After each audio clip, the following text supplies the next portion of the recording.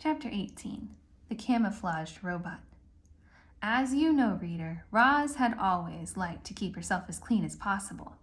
But her desire to stay alive was stronger than her desire to stay clean, and our robot decided it was time she got dirty. Roz was going to camouflage herself. She had gotten the idea from the stick insect, but Roz quickly realized that camouflaging herself as a twig was out of the question. No, the robot would have to blend into the landscape itself. She began by smearing handfuls of thick mud over her entire body. Then she plucked ferns and grasses from the ground and sank her roots into her muddy coating. She placed colorful flowers around her face to disguise her glowing eyes, and any bare patches were covered with tree leaves and strips of moss. Our robot now looked like a great tuft of plants walking through the forest. She waited for darkness, and then she padded to the center of a clearing, nestled herself between some rocks, and became part of the landscape. A few hours later, the sky was brightening, the fog was lifting, the nighttime animals were slinking home, and the daytime animals were beginning to stir. It was just an ordinary morning on the island. However, there was that new tuft of plants in that one forest clearing. Only the bees had noticed the tuft. They buzzed around it, completely unaware that the robot was hidden beneath. And so Roz sat there, right in the open, yet completely unseen, and observed the wilderness around her. She watched flowers slowly turn toward the sun. She listened to rodents crawl through the weeds. She smelled the moist, piney air. She felt worms wiggle against her muddy sides. A week later, the tuft of plants was gone, but there was a new clump of seaweed on the shore. A week after that, the clump of seaweed was gone, but there was a new bramble on the mountain. Then there was a new log on the riverbank. Then a new rock in the forest. Chapter 19. The Observations. Clouds scuttered through the sky. Spiders spun intricate webs.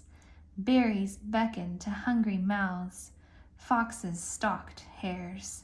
Mushrooms rose up from leaf litter. Turtles plopped into ponds. Moss spread across tree roots. Vultures hunched over carcasses. Ocean waves beat against the coastline. Tadpoles became frogs. Caterpillars became butterflies. A camouflaged robot observed it all. Chapter 20. The Language of the Animals. It started with the birds. They had always been skittish when the robot was near. They would stare and screech and then scatter.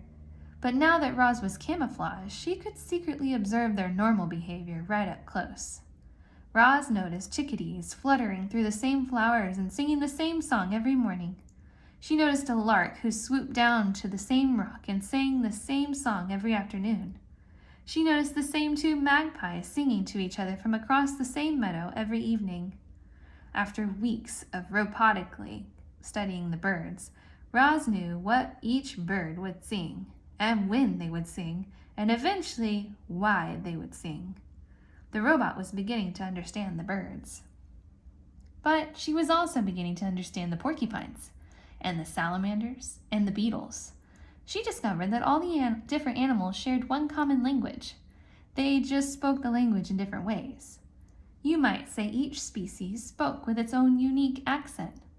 When Roz first listened to the chickadees, their songs had sounded like tweet, tweedle, tweet, tweedle. But now when the chickadees sang, Roz heard, "Oh, what a lovely day it is. Oh, what a lovely day it is." Deer spoke mostly with their bodies. By simply turning her head, a doe could say to her family, "Let's look for clovers by the stream." Snakes often hissed to themselves things like, "I know there's a tasty mouse around here somewhere." Bees said very little. They used their wings to buzz a few simple words like nectar and sun and hive. Frogs spent much of their time searching for each other. One would croak, "Where are you? I can't see you." And then another would reply, "I'm over here. Follow my voice." When Roz first stomped across the island, the animals' squawks and growls and chirps had sounded like nothing more than meaningless noises. But she no longer heard animal noises. Now she heard animal words.